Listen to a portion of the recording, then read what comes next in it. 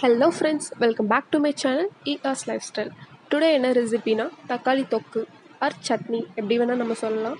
இந்த தக்காளி தொக்கு ஒயிட் ரைஸ், சப்பாத்தி, இட்லி, தோசை எல்லாத்துக்கும் வந்து பர்ஃபெக்டாக சூட் ஆகும். ஸோ இதை எப்படி பண்ணுறது, ரொம்ப சிம்பிள் இன்க்ரீடியன்ஸ் யூஸ் பண்ணி எவ்வளோ டேஸ்ட்டாக எப்படி பண்ணுறதுன்றத வீடியோக்குள்ளே போய் பார்த்துட்டு வந்துடுங்க. தக்காளி தொக்கு செய்கிறதுக்கு தேவையான பொருட்கள் வந்து தக்காளி, எண்ணெய், கடுகு, உப்பு, மிளகாய்த்தூள், மஞ்சள் தூள், பெருங்காயம். நான் இப்போ ஒரு மீடியம் சைஸ் ஒரு 7 தக்காளி எடுத்திருக்கேன். நான் ரொம்ப கம்மியான குவான்டிட்டி பண்ணுறதுனால கம்மியாக எடுத்திருக்கேன். உங்களுக்கு எவ்வளோ வேணுமோ அவ்வளோ எடுத்துக்கோங்க. பழுத்த தக்காளியாக எடுத்துக்கிட்டால் தான் டேஸ்ட் நல்லாயிருக்கும். அதை வந்து நாளாக ஒவ்வொரு தக்காளியும் கட் பண்ணி வச்சுக்கோங்க. கட் பண்ண தக்காளியை நல்லா மிக்ஸி ஜாரில் போட்டு தண்ணி ஒரு ட்ராப் கூட இல்லாமல் நல்லா ஒரு பேஸ்ட் மாதிரி அரைச்சி எடுத்துக்கோங்க.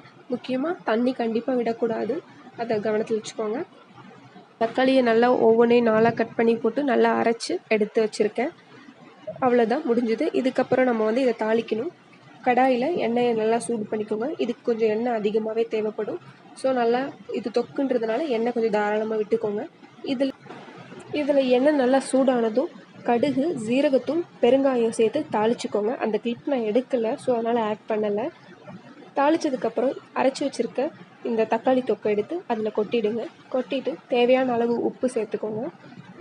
உப்பு சேர்த்துட்டு அடுத்து ஜீரகத்தூள் வந்து அடுத்து சேர்க்கணும். தேவையான அளவு ஒரு 1/2 டீஸ்பூன் அளவு ஜீரகத்தூள் நான் சேர்த்துருக்கேன்.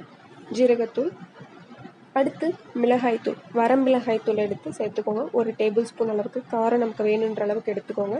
இது தொக்கு தான் அப்படிங்கிறதுனால கொஞ்சம் காரம் அதிகமாக இருந்தால் இன்னும் நல்லாயிருக்கும். சப்பாத்தி, தோசைக்கு தொட்டு சாப்பிட்றதுக்கு ரொம்ப டேஸ்ட்டாக இருக்கும். ப்ளஸ் ஊறுகாய் மாதிரியே நம்ம யூஸ் பண்ணிக்கலாம். ஸோ மிளகாய்த்தூள் நான் ஒரு டேபிள் ஸ்பூன் போட்டிருக்கேன்.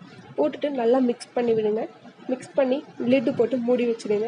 தொக்கு நல்லா கொதித்து சுண்டி வர வரைக்கும் நம்ம இதை வந்து நல்லா சுண்ட வைக்கணும். சுண்ட தான் தொக்கு நல்லா டேஸ்ட்டாக இருக்கும். இதில் கொஞ்சம் மஞ்சள் தூளும் ஆட் பண்ணிக்கோங்க. ரொம்ப கம்மியான அளவு மஞ்சள் தூள் ஆட் பண்ணிக்கோங்க.